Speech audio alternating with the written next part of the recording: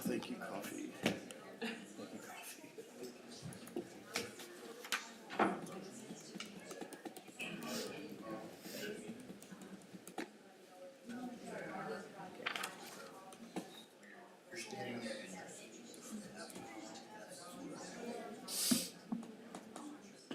How's it going? Well, it's well. Good to see you again.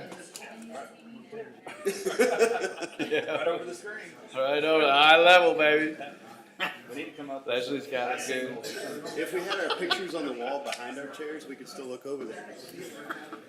This is true. Remember, everybody, project, because I'm still getting. Are you looking at me for a reason? Oh, no, but people still can't hear us, so I'm trying to help. John, good to see you again. Long time no see. I know, it's been a while. It's nice to meet you. That's Keith. That's Keith Rosenblum. Yes, that's right. That sounds right. Rings a bell. His cousin is Heath.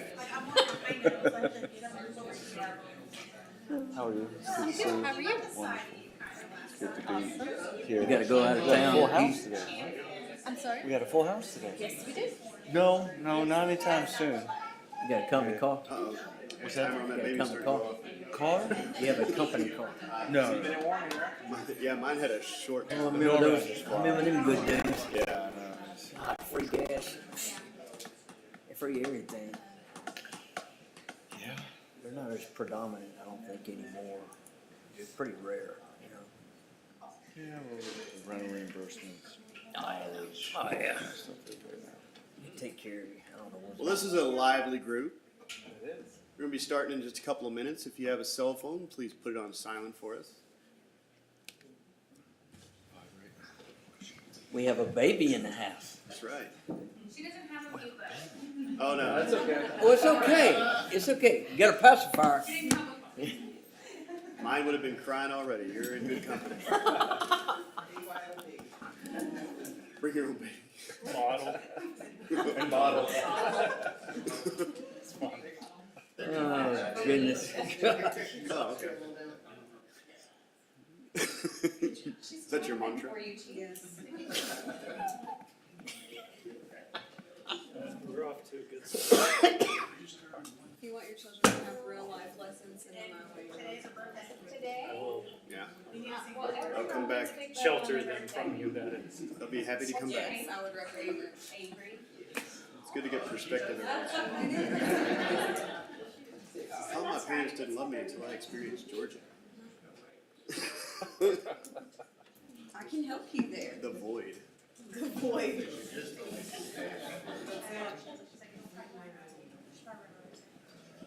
It's a great day outside. Look at that. It is. I know. Tomorrow's gonna be nice too. Oh man, this Let's whole get week ready to should go. be good.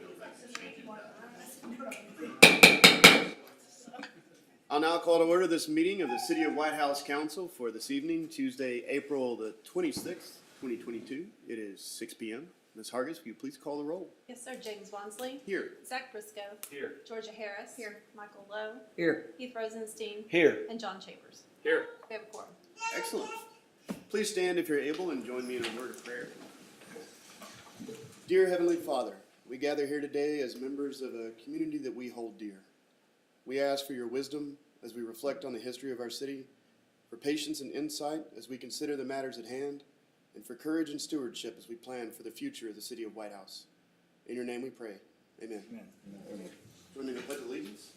I pledge allegiance to the flag of the United States of America and to the republic for which it stands, one nation, under God, indivisible, with liberty and justice for all. And the Texas flag. Honor the Texas flag. I pledge allegiance to thee, Texas, one state, under God, one and indivisible. I think everybody knew the words to that last pledge. That is. Well, we have a little sheet down there. Oh, shh. All right. I did not know that. Presentations. We have a presentation that was added to the agenda, and it is swearing in Officer David Hunter. Chief, take it away, sir. We are excited to have another new employee worker. So So he started with us officially yesterday. We are missing uniforms. They're on their way. It takes time to get things. Undercover, he's undercover. So I would like to be able to visually see who I'm going to be hiring and have all ready, but anyways, we'll have that coming here soon. So we're excited to have him. He has a year as of like last week, working with other agencies. He saw us out, came here, and we're excited to have him. Thank you. As you can see, he has a new little baby there for a year. Grew up in this area, and like I say, we're just really excited about having him here. So we're going to swear him in. We're doing a little bit different than last time. So, unfortunately, we don't have uniform, so we're going to hand him a badge. But. All right. All right, raise your right hand. Say, I, state your name. I, David Hunter, Do solemnly swear or affirm do solemnly swear or affirm that I will faithfully execute that I will faithfully execute the duties the duties of the office of the office of peace officer of peace officer of the state of Texas, of the state of Texas, and I will, and I will, to the best of my ability, to the best of my ability, preserve, preserve, protect, protect, and defend the Constitution and defend the Constitution and laws of the United States and laws of the United States and of this state, and of this state, so help me God. so help me God. All right, congratulations.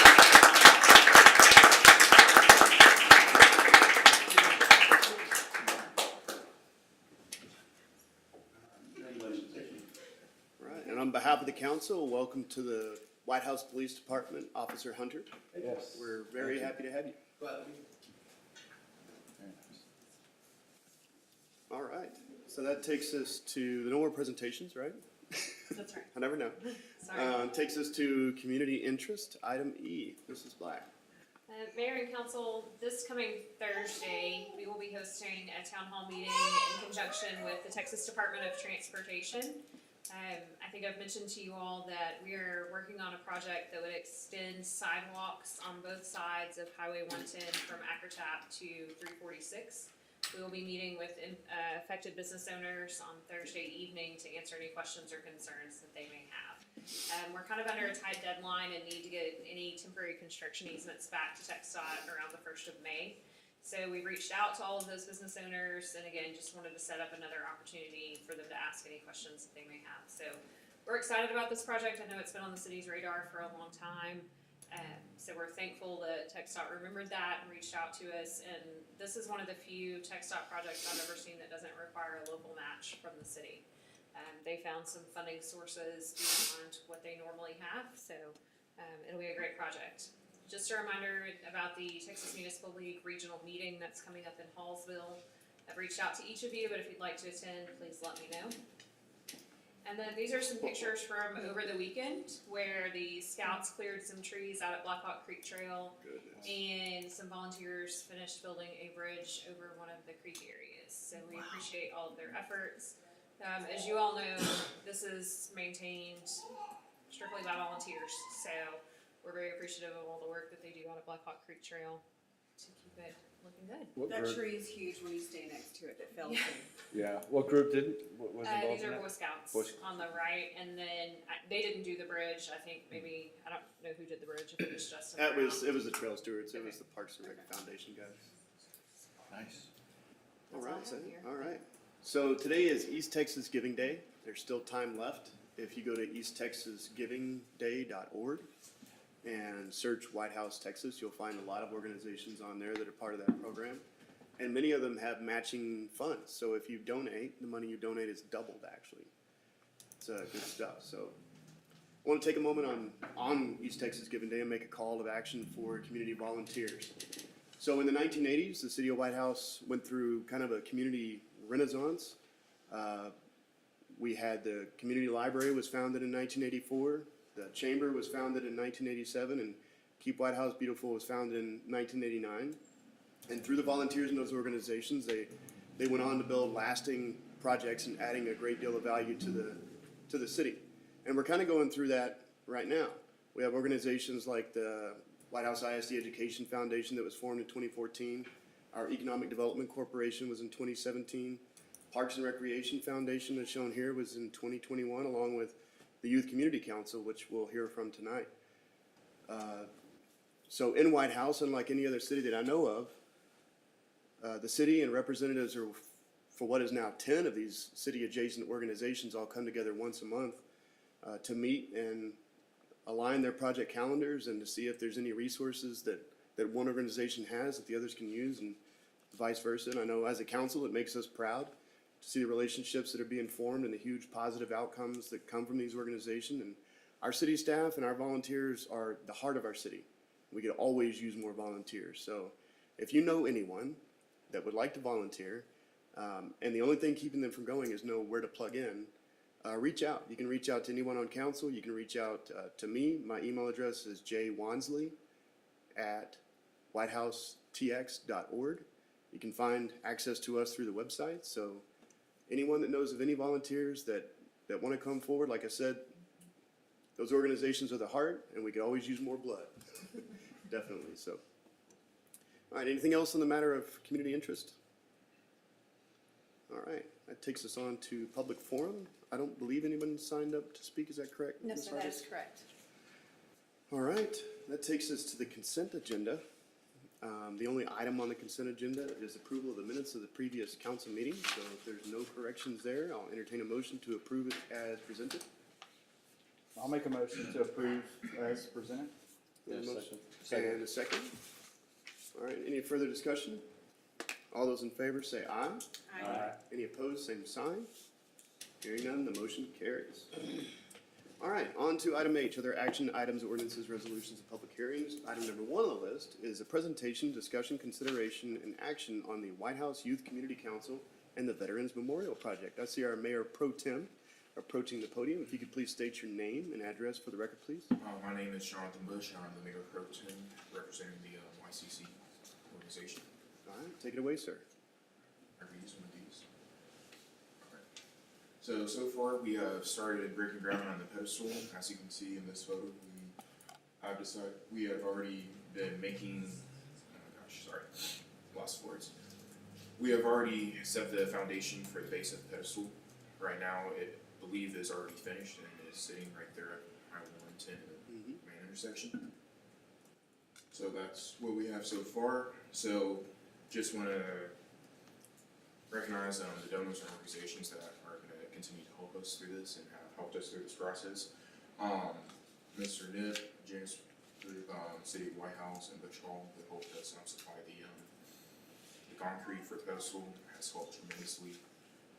Volunteer organizations includes the Park and Rec Foundation, the Agriculture Education, Key Club, National Honor Society, and Boy Scouts, and we still have a whole lot of other organizations that would like to continue to help us. Student Council, and I believe the VFW, I would say. That sounds right. Sounds right. Sorry. So for fundraising, we have decided to start making flyers, both digitally and table. So we plan on posting these flyers around the city through different local businesses, and plan on shooting out the digital flyers through social media platforms through Facebook and Instagram. So hopefully with all these flyers going out and spreading the word, we can receive more funds and donations for this project. The Brick Foundation fundraiser is something that we would like to start. We still are having a little issue trying to figure out how to get the bricks engraved. So right now we do have a supply of bricks through the high school, and we do have a laser cutter that can help engrave them, but we would prefer to find a more professional way. So we're planning on reaching out to the Whitehouse cemetery to help try to track someone down that can help us make this look professional and make sure everything looks good and respect our fallen parents. So this is the flyer that we plan on putting around the city. So it has a QR code that goes straight to the YCC website where they can donate, and this goes through the Parks and Rec Foundation, so this helps. And then we have 3 options for the digital flyers, which again goes through QR code and goes straight to our website again. So we plan on making a YCC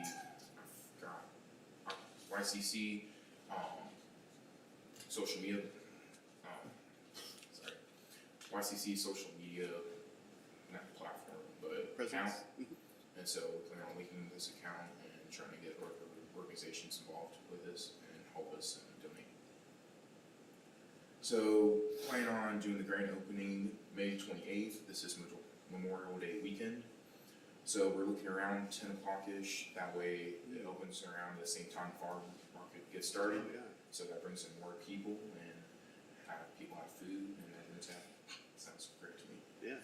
So, we would like some kind of form of entertainment, so I know that we have a teacher up at the high school, Mr. Farmer. He has a band, so we're gonna reach out to him to see if his band would like to play. If not, we do have a backup plan and just plan on bringing some speakers out there and playing some patriotic music for the grand opening. So at this, grand opening, this is also gonna be a good selling point for whenever we're gonna get these bricks sold and help, make sort of like a pavement through, sorry.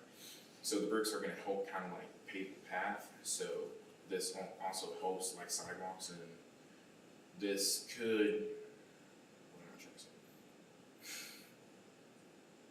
Because of the bricks and the more we get, the better, not only do we have more veterans and can recognize our fallen soldiers, but we also have bricks that we can use to make a path towards the main memorial. So to recap, Bronze Cross should be coming in no later than, I believe, May 6th. So Mr. Barber said that he will set it up for us. All he needs is instructions, and so whenever the cross comes in, Bronze Studios will give us instructions so he can set that up for us, make everything look good, and make sure that nothing terrible happens. So, It's mounted upside down. so the next steps is we just need to finalize the time that we're gonna open the memorial and try to get that entertainment situation fixed.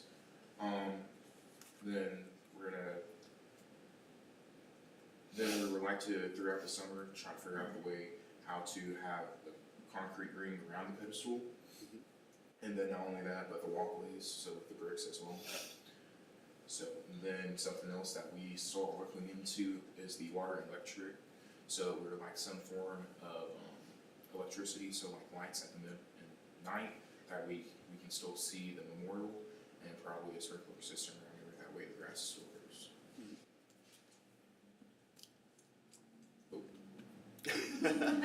Sorry. So, that's the presentation. Open to any questions that you guys may have. At the grand opening, when you begin your selling of the bricks, are you gonna have that as a digital platform where people will actually fill in their information and pay through that? How do you plan to do that? I believe that's the best way. I think we could also maybe take, in-person cash. So probably digital platform is better. That way we can also get a list of people and have their information. That way we can go and send it to the person that's gonna be, doing the.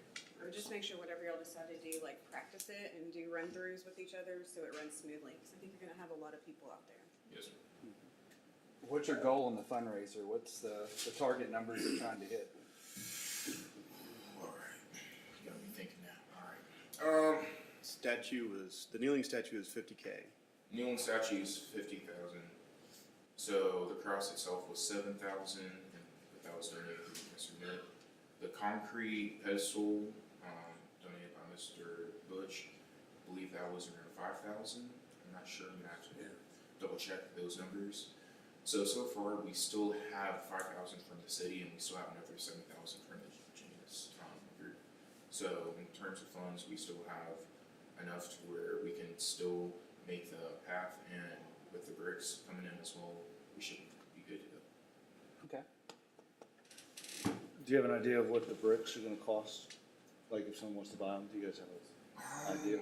I do not know that off the top of my head, sorry. That's gonna be a big plus. Yes. It'd be, if you do 500 bricks, it was $100 a brick. It was something along those lines. Or you do 1,000 bricks, it's, $50 a brick. Right. Might be better to go with 100 at 500, just because there is cost included in the brick itself and the laser engraving, unless you get somebody to do it for free.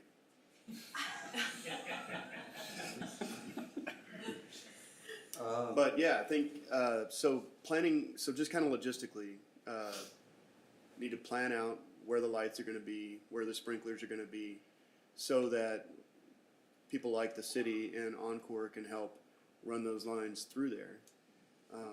Landscaping companies, it wasn't my idea, but somebody suggested a landscaping company maybe as the best source for that, because not only can they plan all that for you, but they can implement it. They can help you put all that stuff together. They can do the improved walking path as long as it's crushed granite, lined with the bricks, and the circle around the monument, that's the same thing. So that might be a good direction to go. Yes, sir. Yes, can I? Oh, yeah. Yeah, I think Council Lady, Ms. Harris had a good plan. That is, I agree, we need to advertise this to every veteran in Tyler area, and we'll probably have some traffic snarls, but hey, this is a big deal. Another thing, taps, we need somebody to play taps. Yep, from the band. Yes, sir. Honor Guard could be contacted, probably the Civil Air Patrol here locally has an honor guard. All the veterans groups, Veterans of Foreign Wars, I hope everybody's contacted. I will help in any way too. It ain't just you, we got you, we'll help you out too. Yes, sir. And this is Councilman Lowe. Remember his name? Michael Lowe. He's gonna be Okay? Not Remember high, that name. not Lowe. high, but low. But anyway, it's just such a great thing. I'm just so proud of you guys, man. This is a big deal, and just elated, I may even sing "America the Beautiful," Oh my Yeah, goodness. who knows? We're gonna have fireworks going and all. Can we get donations to make that not happen? You just If hit it- your budget. If it'll help support the memorial, it'll be fine. All right, any more questions or comments for our Mayor Pro Tem? No, I appreciate you taking the time, getting it all fixed up, getting it put together. It's fun to see it actually come together from a idea and a thought to an We did actual it. project being completed. You guys definitely made that happen. So thank you. Great presentation. We appreciate all that you're doing for us. Yeah, if you're a member of the YCC, you just stand up. Yeah.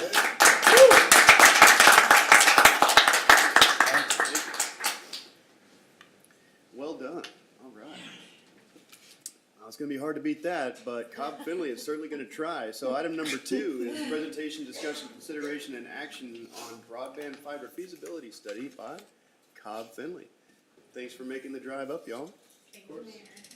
I was gonna make a similar joke of how to follow Mayor Pro Tem. It's really exciting though, I think, to see when you've got the next generation of leaders coming in and investing in their community. I think that's always nice to see. And I love being able to come and get a little bit more a taste of Whitehouse than what we talk about in the Broadband Feasibility Study. But I do feel like we've gotten to know your community, your leadership, and our goal here is to understand how broadband can play into that bigger picture. So we're here to present where we're at right now. We are rounding out into the last phase of the study. So we're here to get your feedback, make sure that we're on the right track. We do still have about a couple weeks, about a month left of just finalizing the actual study, the narrative itself, finishing up some of the design pieces. And so again, this time is for you all to reflect, let us know where else we can improve upon it to make sure it's the most useful document and process for you all to continue on in this effort. My name is Melissa Beaudry. I'm Jacob Triska. And so we're 2 of the team members out of about 5 folks that have been a part of this process. So tonight we're just going to run through where we're at. Just a bit more of the project background. This is the main purpose for why you all decided to go through this process. It was to expand the offerings for broadband for your citizens, for your community, and what that can offer for the future of Whitehouse. We're hoping to do that by increasing redundancy. That word just looks like having increased capacity within the lines of the actual infrastructure, as well as not only from the infrastructure, but then what that looks like to the consumer, having multiple options, so that you can look at what diverse opportunities there are for the levels of speed, price, access, all of those different factors. And we wanted to evaluate what level the city could play in the actual ownership or partnership, and the power that you all could have in that decision-making process and working with private providers throughout the implementation of the infrastructure. And I guess one last piece there is just also with the state of things at the federal level, there are multiple funding opportunities. As we all know, there's the infrastructure bill, and one of the most historic investments in infrastructure in over a generation. And so we want to ensure that we're evaluating what resources can come to the city of Whitehouse so that that money can be brought back into your community. This is an overview of what our process looked like, or has been looking like. It started with really understanding what your broadband need was, and we know that you all aren't a community where there is necessarily major pockets that don't have any connection. There are areas where it doesn't make sense to connect to the existing provider, or it isn't a strong enough connection, but you all don't have major needs and gaps. We really looked at this as a citywide, how can we get, kind of a term that we call greenfield, but how can we get access across the city, and how do we just improve access across the city? With the goal of knowing that we're trying to service all of the city of Whitehouse. We wanted to address resources and funds, as I mentioned. We are looking at the various options and then looking at eligibility of those various funding sources. In terms of exploring various options, that includes the actual structure of the partnership, or is it fully just having an internet service provider come in? What role does the city play? And then in the drafting preliminary business plans, that's not for us to draft, but we are facilitating conversation with ISPs in the area, internet service providers. I'm gonna try and not use too many acronyms, but we liaison with the internet service providers to receive their business plans throughout the process and help you all in evaluating what that really looks like for your community. And then from there, you all can take it into the implementation phase and understanding how to move forward with construction.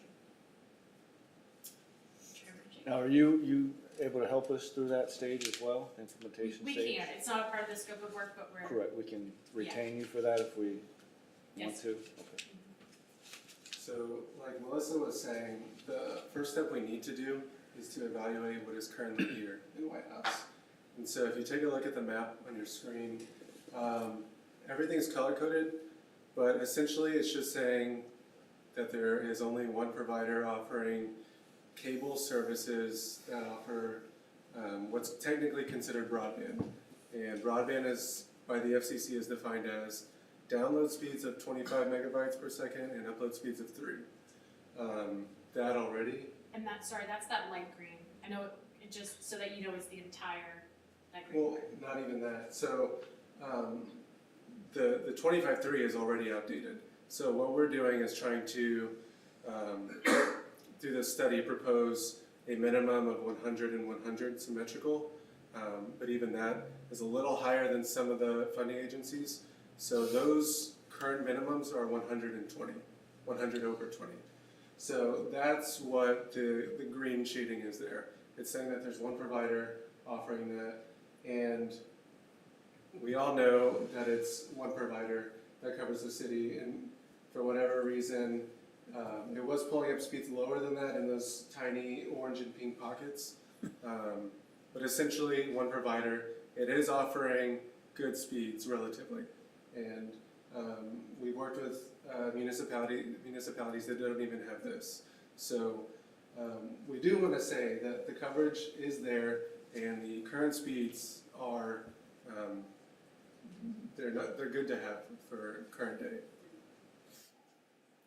So one thing we did want to talk about though is the fact that there is one provider that kind of prevents competition, and when there's no competition, the residents can be taken advantage of. Yes. And so Yes. this is on the incumbent's website. It's not private knowledge. But basically we just wanted to show that after the new customer promotion rate that you get, and I'm sure we know that Whitehouse is experiencing a lot of growth right now, but most people are probably not under that new promotion plan. So there's a percentage change of upwards of almost 400% for a lot of these monthly plans. And it is important to point out that this is not unique to Whitehouse, it's unique to the ISP, the Internet Service Provider. But because there's no one else here in the city to get service from, everybody is succumbing to these prices. And again, to point out the upload speeds, like I said, we're recommending 100 symmetrical, and the highest speed that they offer is 35, and that's at their 1 gig internet package. And that's partly because of their infrastructure that they have in place. So the infrastructure is currently a hybrid setup of fiber and coax. So what we want to propose in the study when we're talking with potential partners is fiber to the home and for middle mile, basically everywhere. That way, it's a lot easier to get these symmetrical speeds, and for future-proofing reasons, if they need to, it's way easier to bump that up.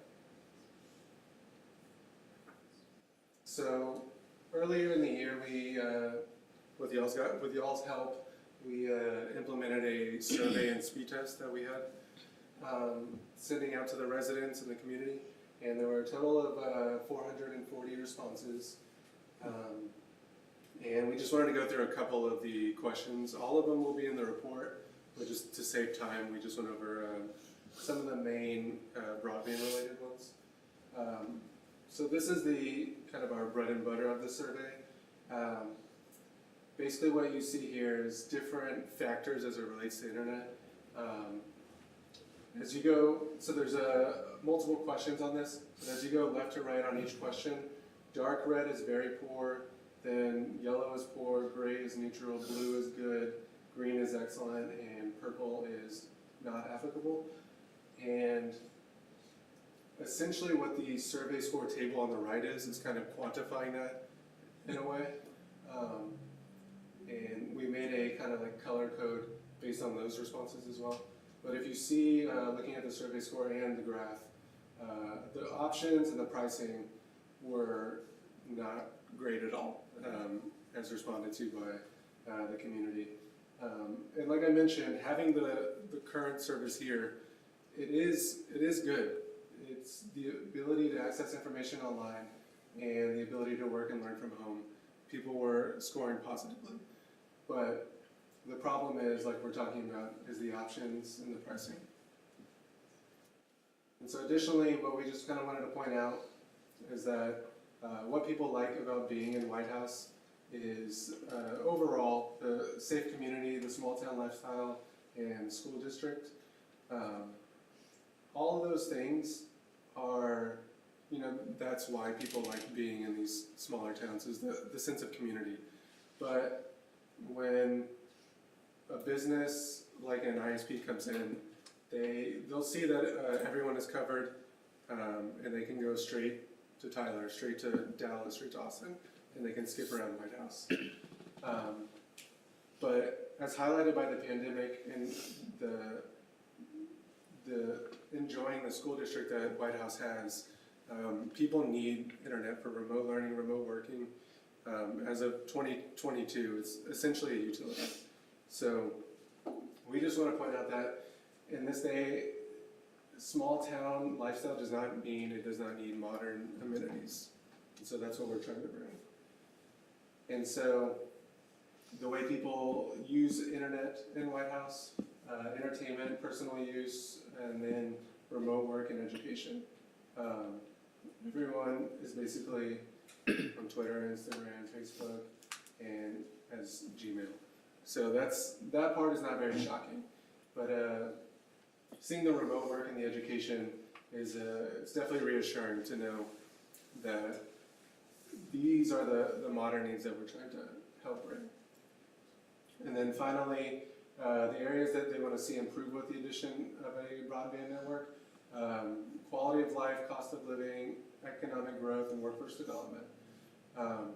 Essentially, as we'll get into later, all of these things do statistically improve the quality of life by adding more broadband options. within a city or community. And so for the speed test, we got quite a few responses that were coming in from different places. We think it's because of people taking the speed test at work, or if they were commuting in Tyler or other places, those were popping up. So we tried to filter to remove certain outliers.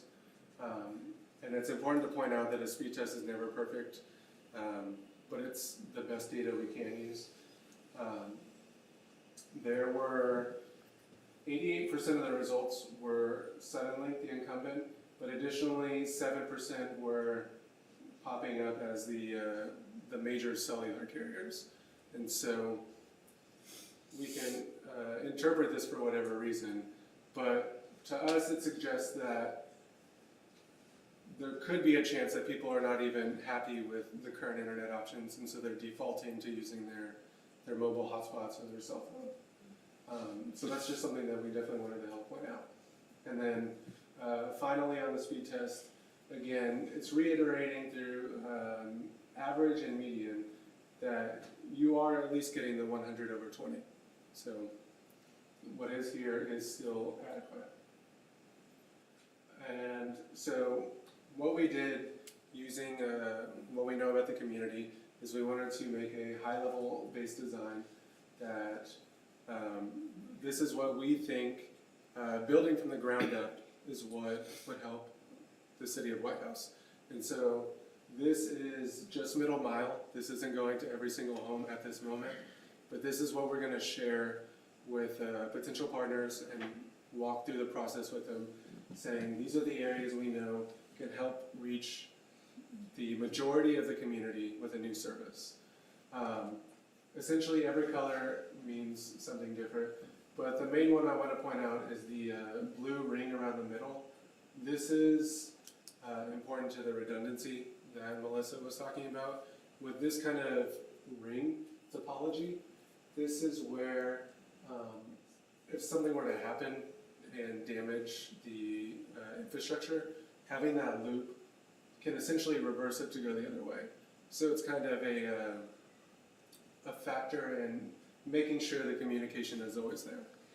And what we're also proposing is to essentially overbuild in the capacity with a 288 fiber size.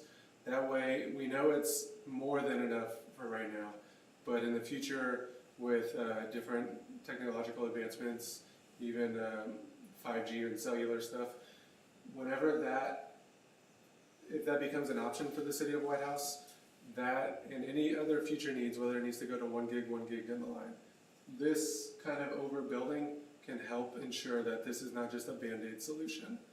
And having it as buried fiber as opposed to satellite or fixed wireless, this is where you'll have those future-proofing needs met. Why is the community laterals at 144 then, as opposed to its half? Just mainly because if you think about the middle mile is essentially a highway, the laterals are kind of just the service roads in a way, or going into the communities. So you only need the middle mile to be bigger. As you go into the smaller residential areas, you'll get smaller lines. So this is just showing, even the next step going into the neighborhood could be a 48 size. So it's just as you get away from the middle mile, you just typically get smaller. Okay. But that's still overbuilding for those community lines too. Right. And so, like for an example, we wanted to include public Wi-Fi at the parks and the sports complex. Mm-hmm. Something like that may use like 4 strands in total. So just overbuilding helps. Yeah, right. Well, and so so 144 is like the number of strands, fiber strands. Okay. So, as Jacob was just saying, an important thing that we're looking at future proofing is, and to kind of add on again to the other point of how this is a utility, but it is also an ever-changing technology. It is both. And so we want to look at not only how we create the access to that basic need of being able to have access to internet, but also what is the potential down the road. If you are going to invest this money, invest it now and overbuild, rip up your roads once to bury that fiber, and you are able to, as smart city technology continues to come out, as technology for whether it's cloud-based computing, public safety mechanisms, all of these different technologies that the city might look to invest in either currently is looking to invest or in the future might be looking to invest, that you already have that capacity. And that's really why we're looking at it in this space. And that middle ring is, as Jacob was saying, is the really critical factor for that redundancy, and that plays into public safety, both in emergency response, or in just potential, a potential dig or anything that might hit the network. It just allows you to have that control. And one more thing to point out, for the community laterals, we extended those past the city limits, just because we do know that Whitehouse is expanding, and it's most likely expanding outward. And so we just wanted to incorporate that into the design to accommodate that, again, future need. And this is as a middle mile, this is what we call greenfield. So this is not taking into consideration current infrastructure. There is already existing fiber lines that are held by other ISPs, and there's varying degrees of ability for the city to hook into those.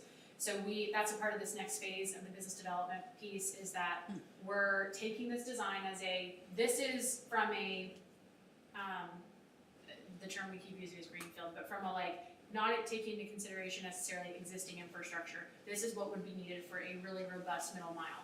Tell us how your existing infrastructure plays into this. Tell us how your current developments and what you're looking at expanding plays into this, and how can we maximize the ability of the rate of return on that investment depending on what that structure looks like between the city and the private sector to help make this become a reality. But it does not mean that the city would need to be looking at whatever the total amount is for a middle mile, if that's the route you all would end up going. There is definitely existing infrastructure and ability to partner to make this happen. Anything else for that on?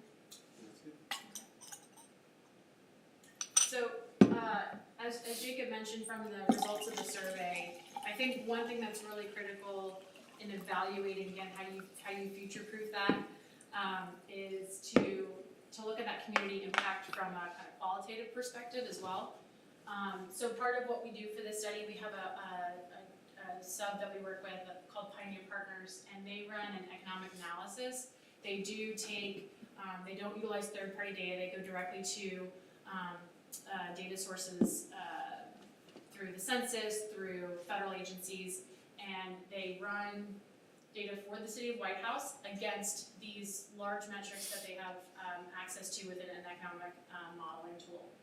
And so, unfortunately for Whitehouse, one of the downsides of being small is there is less data.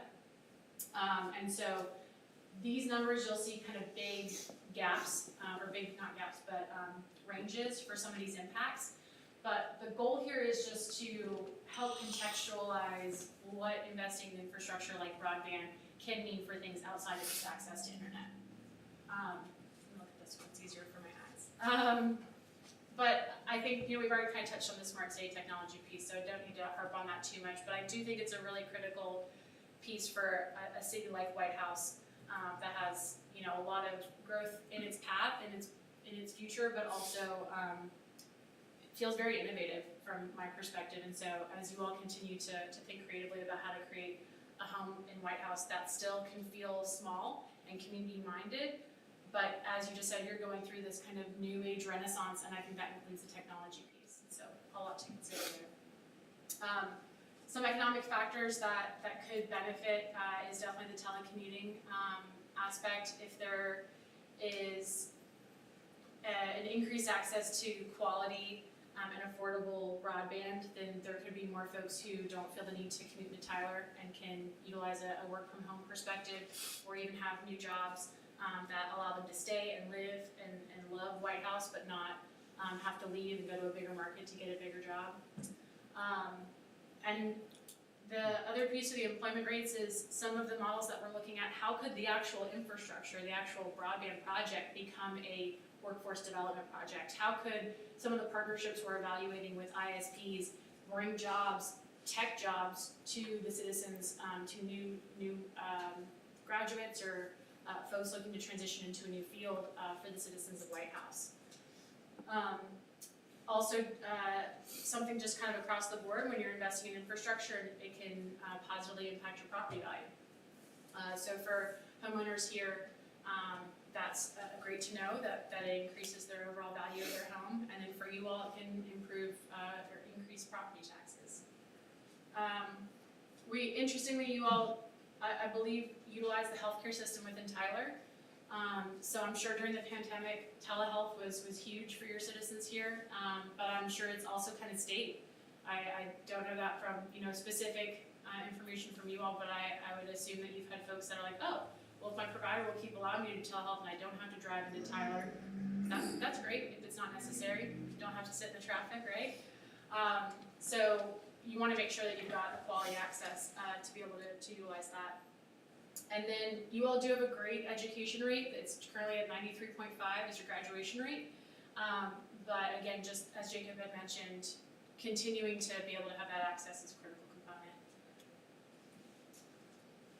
So this slide kind of goes through the kind of theoretical, what we're looking at when we're evaluating the various models that you all could be a part of in implementing a broadband project. But kind of to take it out of that and talk a little bit more specifically, there are a couple different ways that the city of Whitehouse could look at going through this process with public-private entities. And that our goal is to lay out those options and then allow you all with the most information we can, and that includes to what level we can define a cost estimate to let you know what that cost burden would look like, to let you know what funding opportunities can help you implement those different options. But to lay them out, it's from one perspective of, you just there are a couple ISBs who are talking about looking at building and investing fiber in Whitehouse. Nobody has, fully gone through it, but you all could take the approach of just saying, okay, we now have a lot more information. We understand what needs to happen. Tell us what you're gonna do. And you all could simply be that gatekeeper and be more informed in the process. Potentially, once they come to you, look at what partnership opportunities could exist, but play more of a passive approach, or just more well-informed passive approach, and allow ISPs to come in and build as they are currently doing so, without any kind of more offensive approach. So that is an option. We always want to lay that out there because it is still, there's a lot of value to allowing for the business to just move as it plans to. And then there's another option where you all could look at investing and partnering in that middle mile build out. And by doing that, you would have a partial ownership within that backbone, within that capacity. And what that would also do is it would decrease the investment that ISPs would have to take in order to build out that last mile, that connectivity to the home. And that might incentivize more of an active approach from the ISPs. So that would take more of an active investment from the city. Again, we'll look at funding sources, we'll try and evaluate what that cost would be to you all, what those potential partners could be, but that would be more of a kind of true public-private partnership, where you all have an active role in owning part of the infrastructure, but you're still relying heavily on private entities to fully connect your citizens and to execute the project. And then you've got more of what's called a managed service approach, and that's where you've got companies that are going to help build out the actual infrastructure, the physical infrastructure, as well as a company who can help with the day-to-day management of the actual service. So your customer service, your cloud-based computing, all the data management, and every aspect. And under this managed service, it would look as if City of Whitehouse has a Wi-Fi, has their own wireless network, but it is all done by other companies. So it's operated, maintained, managed by other companies. City of Whitehouse has ownership over it, investment in it, could sell it to an ISP in the future, but so the day-to-day responsibility is on the City of Whitehouse, but there's a larger investment and ownership over what that service looks like. And that would include not only the middle mile as we showed, but last mile connectivity service to the home. So that's kind of, and again, that'll all be laid out in the plan, but I just thought that was important to kind of lay out to you all the level of effort and involvement that the city could have. And our goal is to be able to not only kind of paint those pictures, but to give you all, as much as we can in this first phase of feasibility, an understanding of what those costs would look like and what that over time especially something like a managed service. You know, what is that liability to the city over the long term? If you're making that investment, how feasible is it to potentially sell it if it's not working for you all? What are the costs that you're able to reap back, and what is sunk cost into the investment? What ability do you have to keep control over parts of the ownership or not? You know, we want to be able to try and evaluate those as best as we can so that you all know not only your short-term investment, but your long-term gain and potential there. And that, I think a key piece that I wanted to bring up earlier, Jacob was showing you all that you all currently have that 100/20, which is the level of service that NTIA, the National Telecom Communications Organization, sets as the bar for what is not considered adequate service. Because your existing provider does meet that, you all are not eligible for a number of the sources that are looking to serve areas that don't currently reach that level. So that's partially why we're gonna be looking at funding sources that think creatively outside of just the served and underserved. We're looking at economic development, workforce development, especially with that managed service. How is that potentially bringing jobs to the city of Whitehouse, to potentially take part of those managed service roles and have those be done by local folks in Whitehouse versus a third-party vendor in time, with no, need for responsibility day one, but it's an option if that was something that the city wanted to evaluate. So we'll be looking at what funding sources could help you all implement a project like that. That could be an investment in the city as well. And then, as we said, we're doing that analysis of the different models, kind of from a contextualized theoretical perspective. It's not fully, here's what it looks like in your community, but it's as much as we can at this point. And then we will be sending that high-level design to the ISPs that we've talked to the providers that are either already coming into the community or have expressed some interest, and get back from them hopefully some version of a business plan, whatever they're willing and able to share, which sometimes it's like pulling teeth, almost all the time it's like pulling teeth. So our job is to try and get as much information as we can for you all to be able to make an informed decision to move forward. And I think that's actually what's next. So it's mostly what I just said, but just wanted to kind of give you all that overview.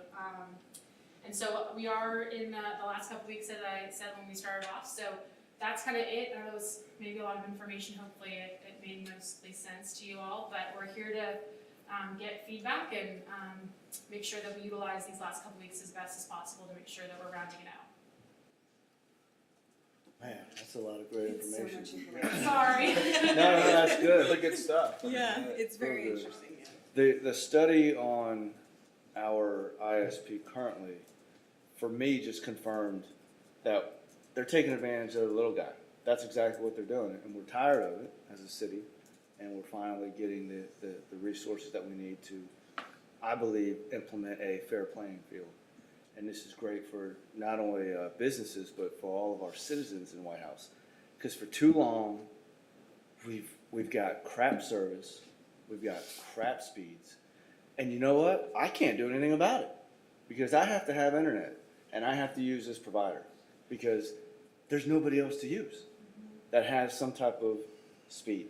And so the fact that we have and will have some options coming very soon for me is exciting for our community as well.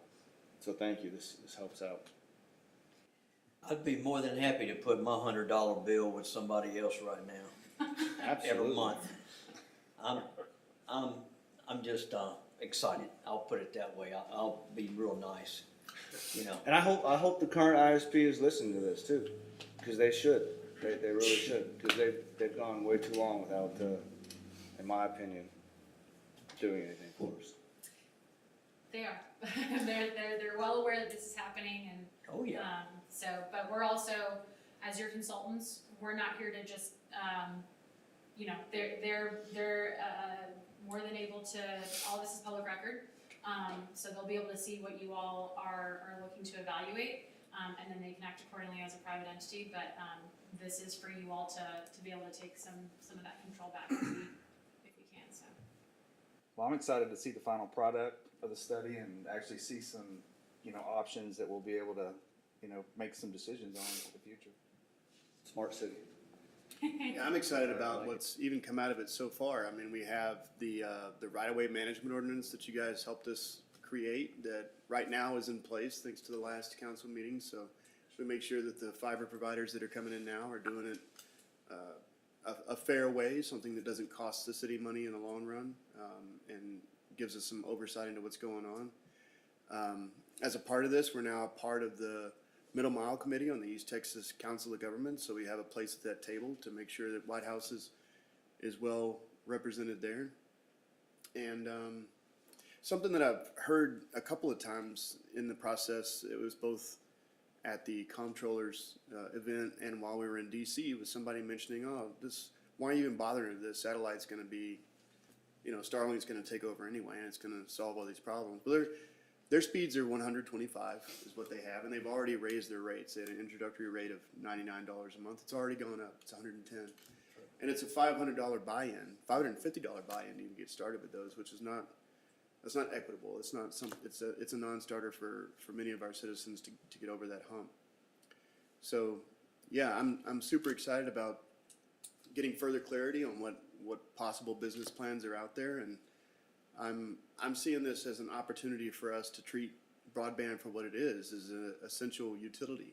It's not classified as that by the FCC yet, so there isn't the governance and oversight to make sure that it's accessible like maybe there should be, like there is for water and electricity and everything else. But one of those models is really interesting, having the city own at least a portion of the infrastructure and have a third party come in and provide services. I mean, that's kind of what we do with Republic Services.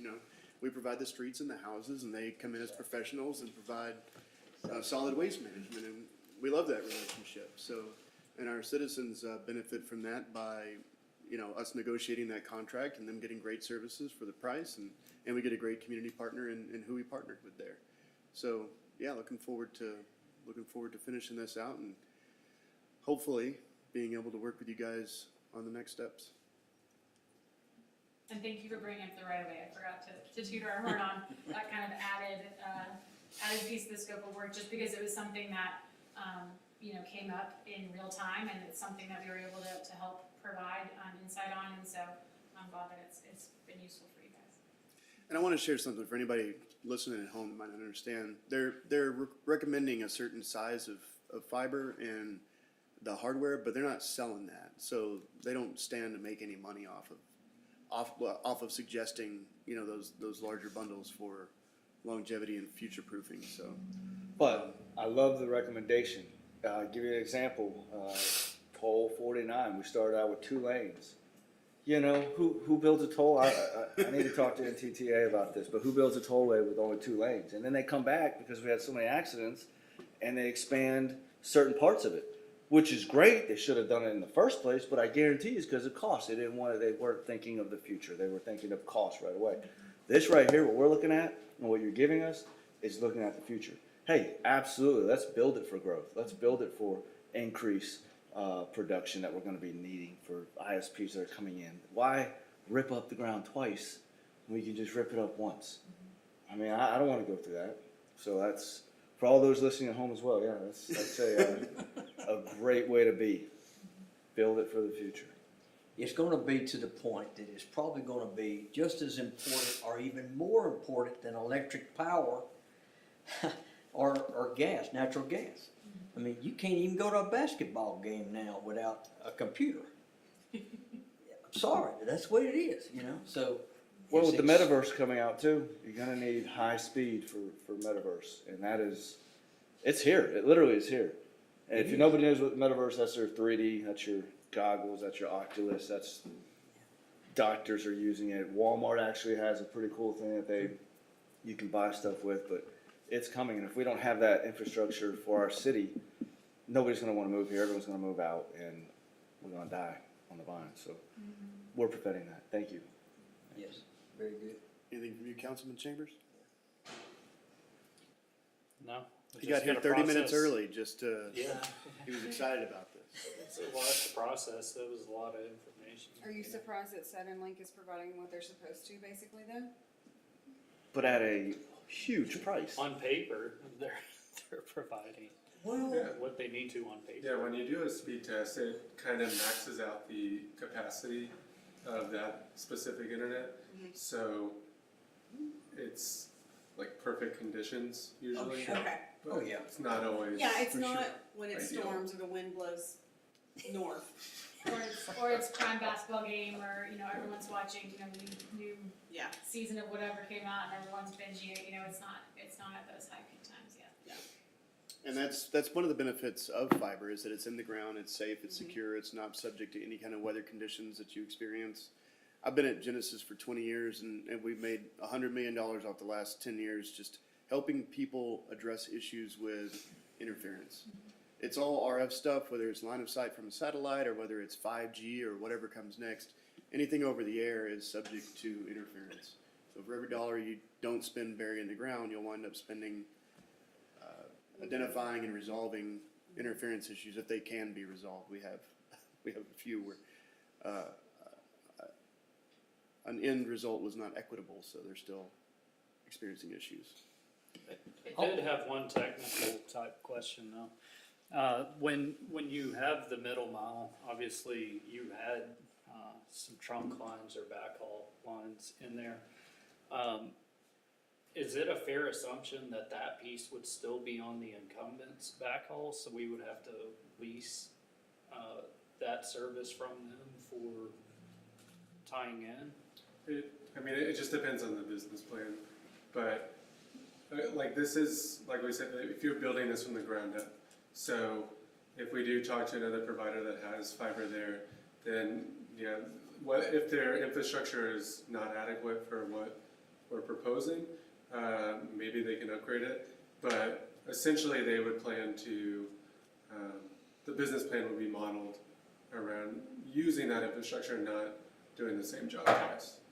But definitely connecting into long haul, like Yeah. everything has to connect into a larger capacity to get to the servers. Right, all that, and is so. the incumbent the only option that we would have at this Oh. point? There's other No. long haul. No. Okay. Yeah.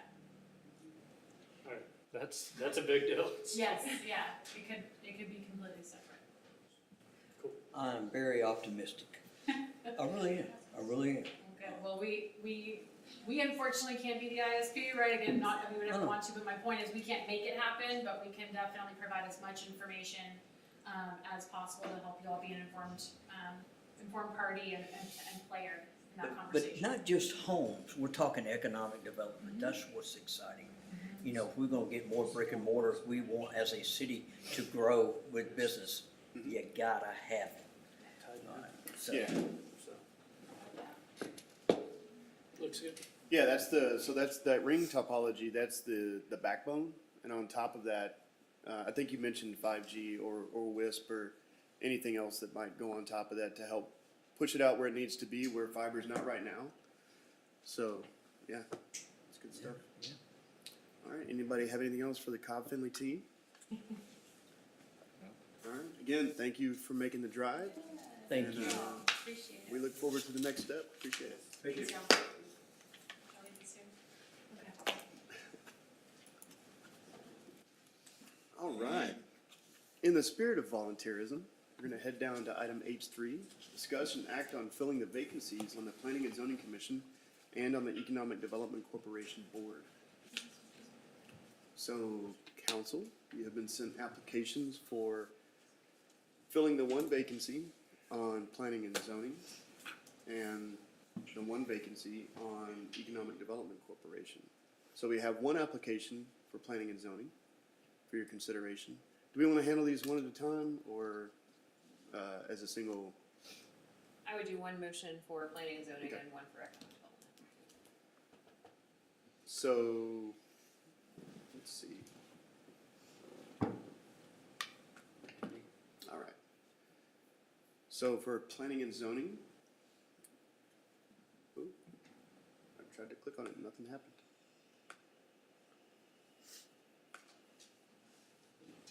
All right.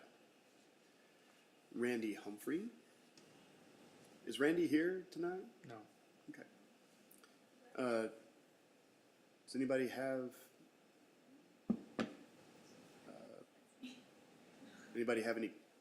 any concerns about this applicant?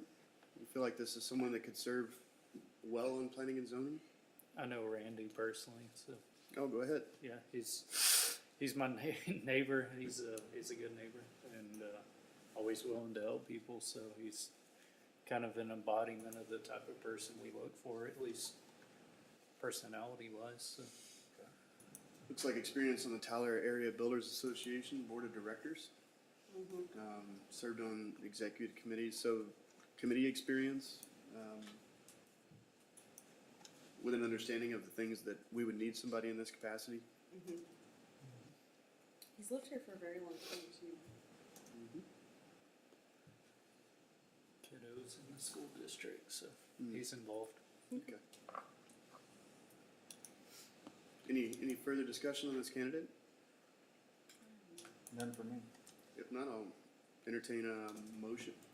I'll make the motion to, what is it? To Nominate. Randy Humphreys for the Planning and Zoning Committee. Second. I have a motion and a second. Any further discussion? All in favor say aye. Aye. Any opposed? All right. That's the easy one. So looking at the Economic Development Corporation, we have a single vacancy there, and we have 2 applicants here as well. Are either Trevor or Terry here tonight? Jerry, I'm sorry. Did I say Terry? Okay, Jerry. All right. Well, we can talk about him without them being here. So in Jerry, I see someone with a lot of experience, 7 years on the Santa Maria Valley Economic Development Association. Where they started as an office manager and ended as an executive director. That's a pretty good Growth. yeah, that's pretty good growth. So in this applicant, I see a lot of experience, and in the other applicant, I see a lot of passion and a lot of potential. So this seems to come up in interviews a lot. You have to choose between experience and potential. So I'll talk, because I'm pragmatic. I think that because Jerry has experience with exactly what we need for this, I would personally consider her first. I'm assuming this is a her just because it's an I on the end. I have no idea.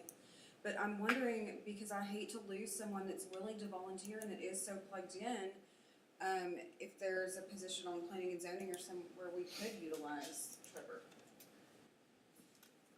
So, I recruited Dr. Trevor, okay, and he is a very forward-looking guy. He is my dentist, doesn't matter, but he's a great fella and a total professional, and he wants to see this city grow. So it's all good. I do believe Dr. Wortley was recently made a board member for the Chamber of Commerce, so I do know that he's plugged in there. I think. Okay. Brent can correct me if I'm wrong, but Yeah. I do believe he was recently appointed to the board of the Chamber of Commerce, so he is plugged in, going to be a critical part of success. Oh, he wasn't going to get he's away. on I have his phone number EDC here. or the board, so. Okay. And I'm also a patient of his, so we'll make sure he doesn't go too far. No, Okay. he's a talented, great guy, you know. And it's good to have a decision, you know, so. Yeah, I'm gonna have to ask you both to smile. I need to evaluate this one. Now I'm really self-conscious.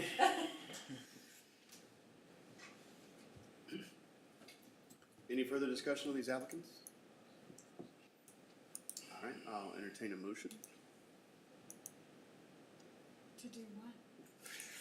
We just need to pick Pick one, To right? nominate one of the applicants to serve on the Go ahead, George. Economic Development Council. I'm not gonna put no. Okay. I mean. Does anybody know Jerry? Besides, you know Jerry, you I said? don't know either of these people at all, no. I'm literally going off of reading. Yeah, that's all we have. All we have is the applications in front of us. Well, dude, And Trevor has, he served for us in the past, is what I'm hearing? No, he's recently been put on the board of directors for the Chamber of Commerce, is what Leslie said. Okay. Has he done anything else with our community that we know of? Yeah, it shows that he did some parks and recreation, community event planning and supervising and And Jerry? Do we know how long they've lived in the community? Yeah, so Jerry's only been here since 2016, and Trevor's only been here since 2018. So they're both relatively new. Do they have any ties, as in family, kids going to school? Does that That's say not anything on there? on here, nothing on here Okay. would answer that. So I mean, for me, it just comes down to, one has actual experience being on an economic development council, how much weight do you put on that? And that's Jerry. Yes. And I'd have to agree, we're relatively new there, so having that experience from somewhere else, I think could be an asset to. I agree. Does it say where? I definitely do too. Which Yes, one it was? Santa Hard to Maria, beat that Santa experience. Maria Valley. In Texas or Florida?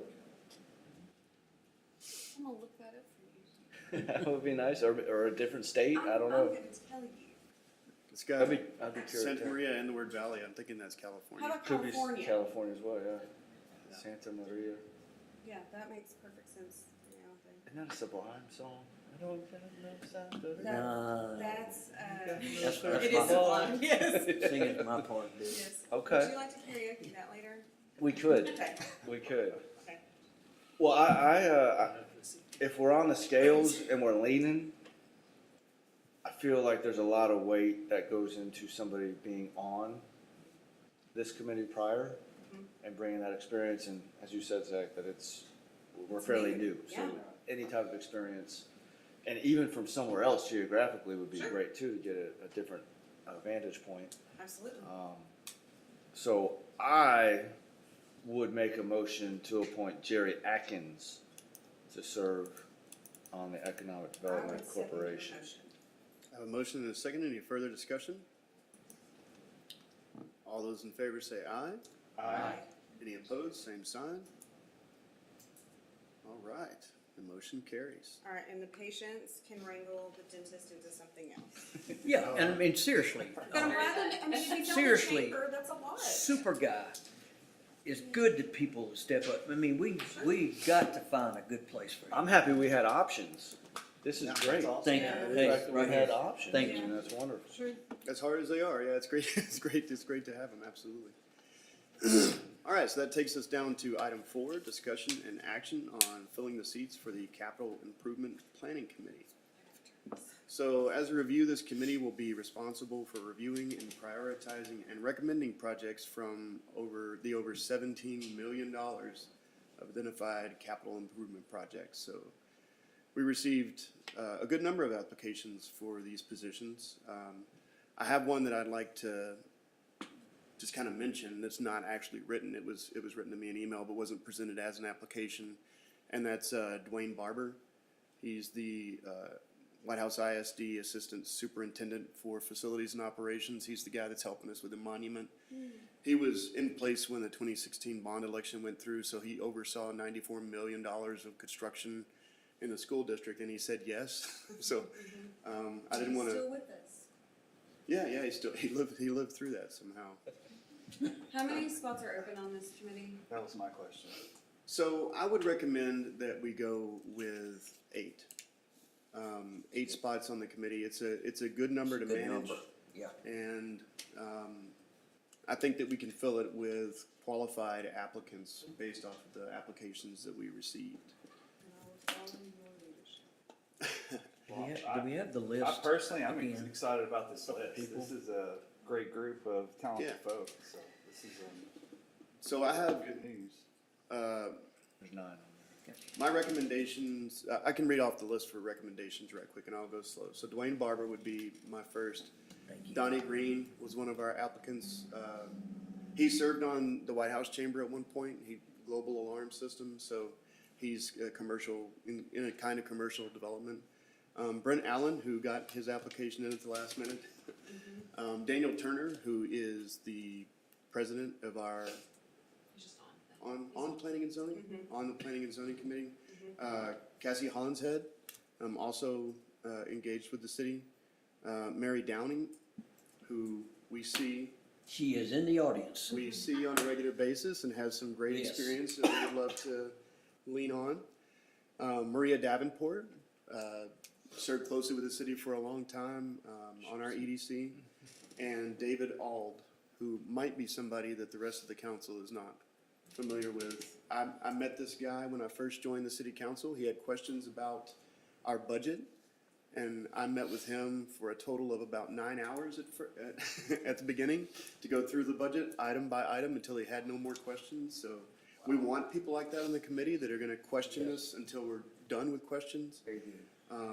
He And still sends me some questions. every yes, time. yes, he's still got lots of questions. So I feel like if we satisfy for members like that are on this committee, if we satisfy their questions, we're satisfying probably 98% of the questions from the community. And this might not sound like a compliment, but I wouldn't classify anyone on this committee as agreeable by default. You know, they'll push back, they'll use their voice whenever it comes up, and that's exactly what we want out of this committee, is capable, qualified people that are willing to speak up and ask questions.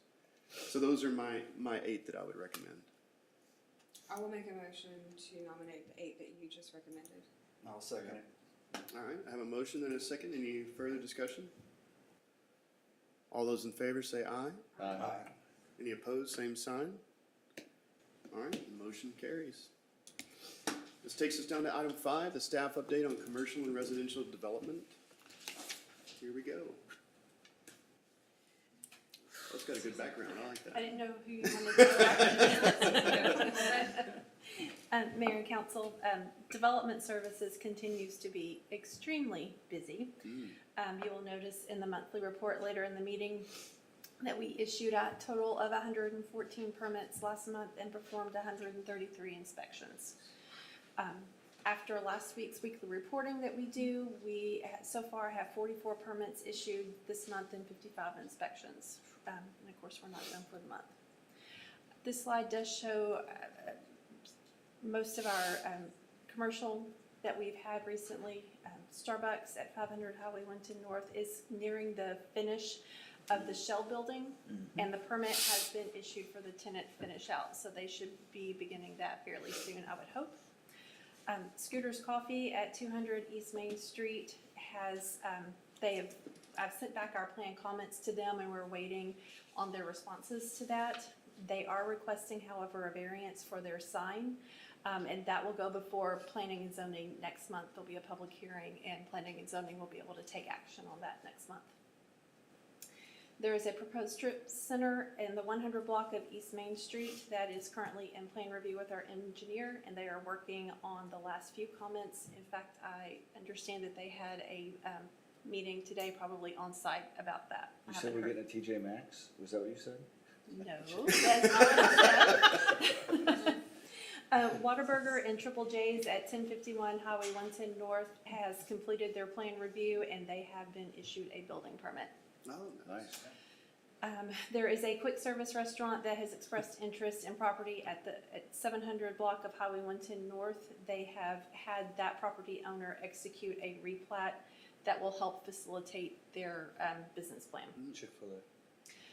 There is a small retail store that has expressed interest in property at West Main and Crepe Myrtle. Staff has met with those developers, and we continue to speak with them on a regular basis as they work through the nuances of their particular business model.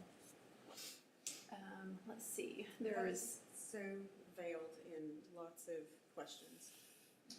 unfortunately, I can't say names yet. It's exciting though, very exciting to see the growth that's happening. There was a replat that was recently done at the corner of West Main and Roans Quarter. That property owner did not tell us what they are planning on doing, but they wanted to carve out about, I think it was about an acre to 2 acre tract. I can't remember is exactly that now. in the city? That's barely in the city That's limits? the very edge of the Very city edge, limits. yeah.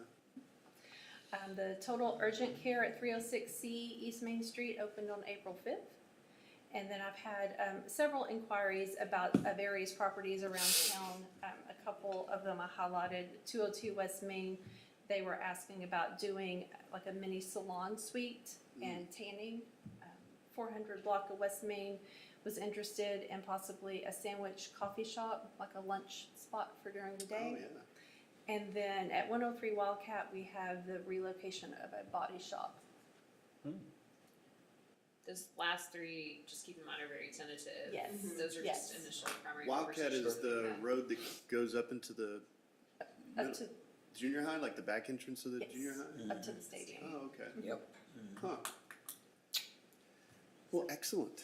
So Mayor and Council, this list represents a significant amount of capital investment in our community focused on commercial development, so It's great, thank you. proud to put it together. One thing that you all had asked for that we don't have, we don't get a lot of timing information from these businesses about when they're gonna open, what their process looks like. They put a lot of timelines in place for their own development. They don't often share that with us, or it's not often realistic. I mean, when Starbucks first came to us, if we had tried to give you a timeline of when it would open, it would have been, I think, by December 31st of 2021 was their goal. So we worked with them through the process, but a lot of times we just don't have that information any sooner than anyone else about when they plan to open. So, Well, I can tell you how to do that. Get your oil changed at the Quick Lube, just run across the street and ask the contractor. yeah. You get one contractor. There's about how many I don't know contractors? how many contractors there are on the There's Starbucks project. Several contractors, so. I'm guilty, I did it. But Jaywalking. the contractor that probably ultimately determines the open date probably isn't even on site at Starbucks. I know. Yeah, I know it's probably not a popular idea, but I hope there's 1 week of school left when Starbucks opens so that we can gauge traffic and make accommodations, but I might be the only one. Really excited about all this. This is great that these capital investments are coming in, and it's a testament to how our city works with these developers. Many of these are people that are doing it for the second and third time because of how it went the first time. So it's saying a lot to our city staff for being able to accommodate these builders and what they're doing. Can we do something a little different? Can we introduce our staff who's present here? Because we want to thank them. Is that permissible? To introduce yourself? Oh, me? Oh, well, I'm Susan Hargis, I'm the city lot of secretary people and don't know planning you. and zoning director. Yeah, we'll go through some stats later on in the agenda that talks about how many permits are being issued and how many plats were made, and that's all through Susan's office, so it's a lot. Jody here in the audience, he Yep. does my reviews, That's this man right there. all my inspections. Sometimes the bearer of bad news. We appreciate you, man, Yes, sir. and our other two ladies. We have Jennifer Lusk, our finance director, and then Stephanie Nicholson is our interagency coordinator. All right. She's Thanks to amazing. everybody. Stephanie. And the fire chief and police chief, thank you, everybody, you know. All right, on to residential. All right, so these are the residential projects that we currently have either underway or proposed. Sunny Meadows is a 116 lot subdivision that is nearing build out. They only have 3 lots remaining. Nice.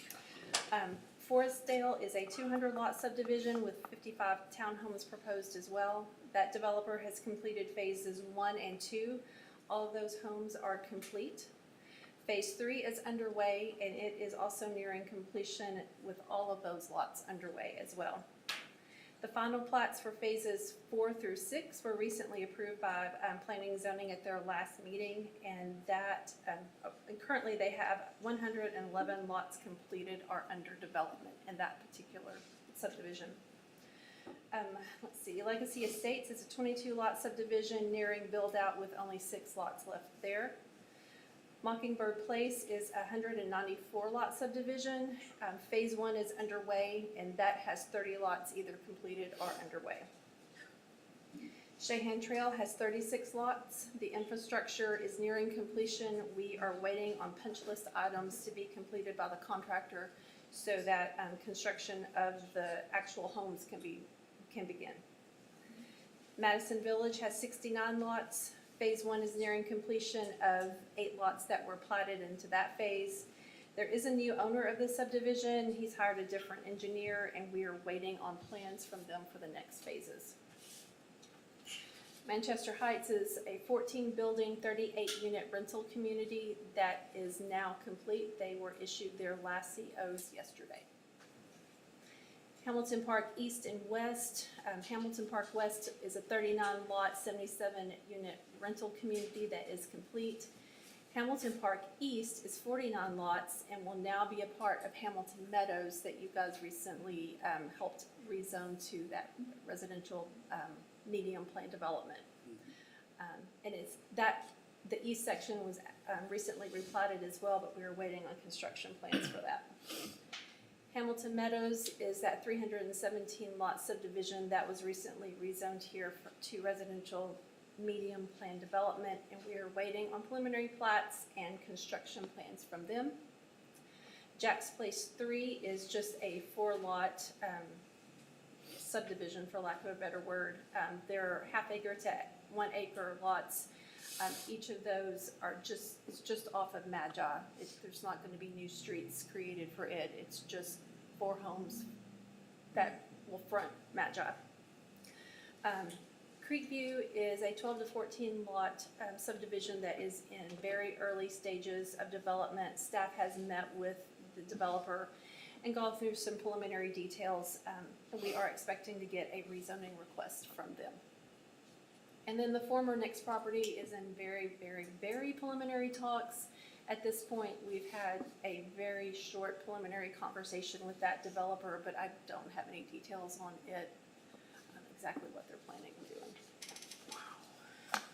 It's great. Wow.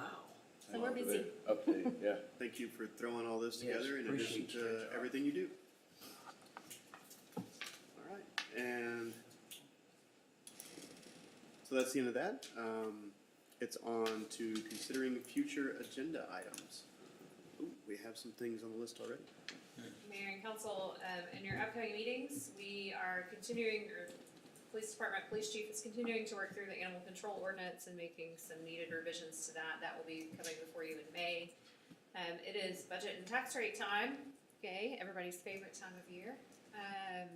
So we will begin working on that. Department directors will start by refining their current operating budgets, and then we will move through the process all the way through September. So the next several months will be centered around budget and tax rate discussions. And then now that we have kind of CIP committee recruitment out of the way, we need to start looking at recruiting for Home Rule Charter Review Committee. As a reminder, this committee is responsible for reviewing the city's Home Rule Charter, which is basically our constitution. Those members do need to be residents of the city limits because it is a matter that we have to take to the voters. So we will start beefing up our efforts to get members to that committee. And that's what I have. Nice. I had a request to add an item to the May agenda that's motorcycle safety. I had somebody reach out to me on that, so I can make some statements regarding that at the next council meeting if you want to put it on there. We could even look at a proclamation too, Mayor, if you'd like. Yeah, that would be fine.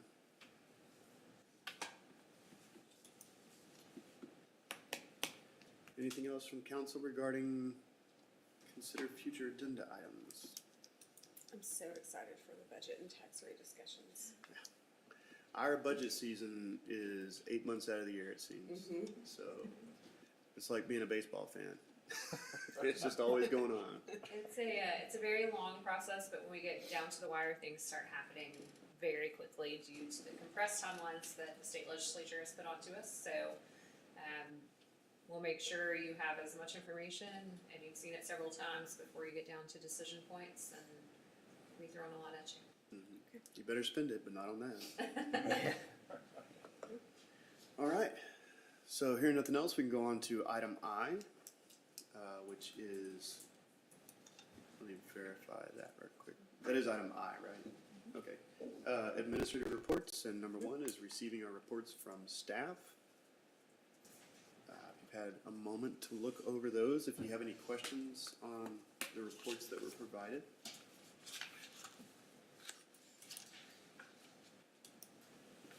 Looks like our stock is rising in just about every category. That's good. We had a franchise fees collection that happened in March that seemed to be kind of outside of the norm. And we had the same franchise fees collections that we've had in February over the last 4 years, but I'm sorry, I'll wait till the screen catches up. I can't get over there just yet. Sorry. Interesting. But it looks like in March we had a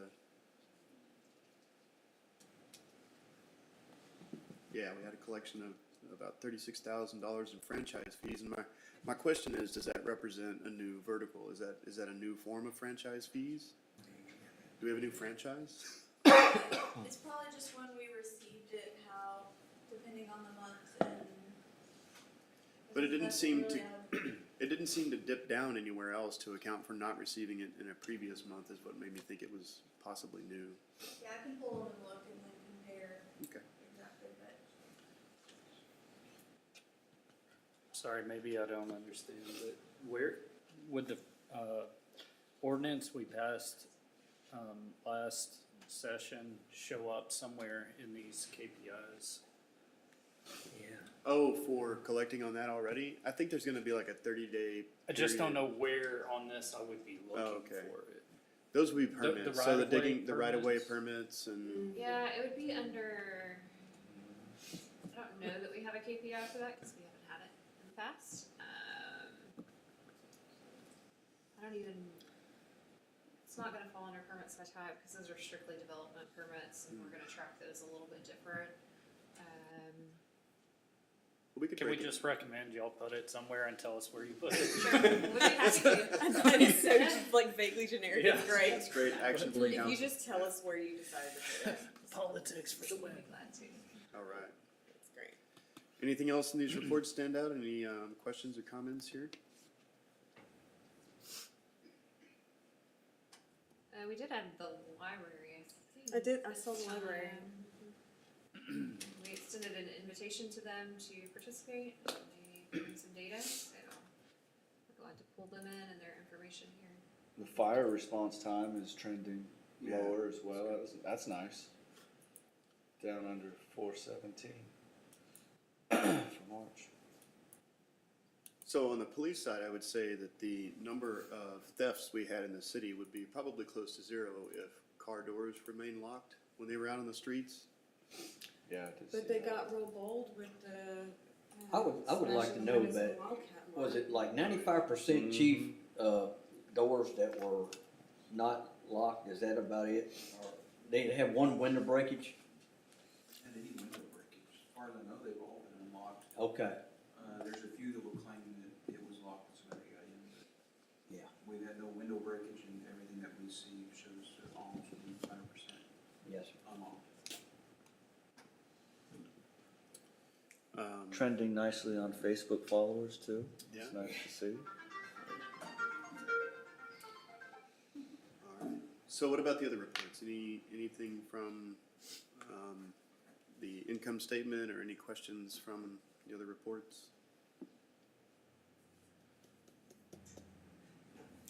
Sales tax went down, looks It went down? like a downward trend. Bring it back up. Talk about this right here. Yeah. Took a dip. In March he's referring to. Oh, it's following the same Yeah, same always. pattern that it Oh, the does same. year over year. Oh, does it? Yeah. Always. So it's the same pattern. We're just up here instead of Sure. down here Starting doing high. doing Prior that, so years. it's good. Right. All right. Well, if there's no more discussion on this topic, thank you for those reports, Staff. Good I appreciate information. it. That takes us to item J, executive session. Pursuant to Chapter 551 Texas Government Code, the City Council reserves the right to convene an executive session from time to time as deemed necessary during the meeting.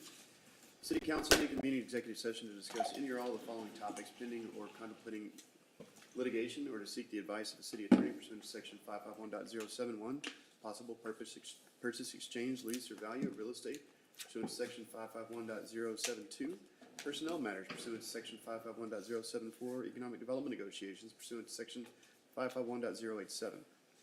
This evening we'll be meeting on two items, the first of which is pursuant to Texas Government Code Section 551.087. The council will convene into executive session to discuss financial incentives for the development of the property at 1051 Highway 110 North And pursuant to Texas Government Code Section 501.072, the city will convene into executive session to discuss purchase, exchange, lease, or value of real property for the future fire station. The time is now 7:31, and we will convene into executive session. Part of the reason why I read all that is to allow people to leave while I'm doing it. Mr. Mayor, we're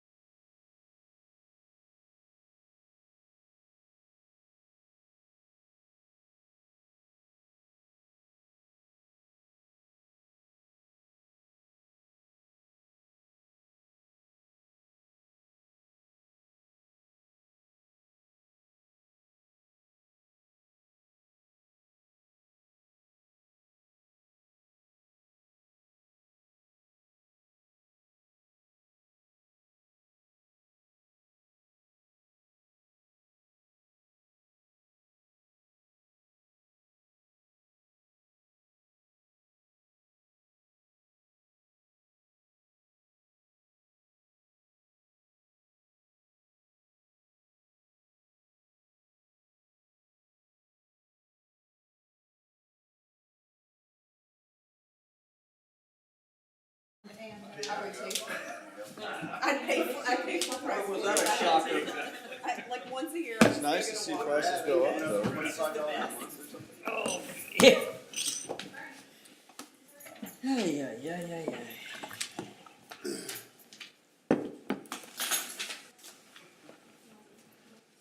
Let's get this post.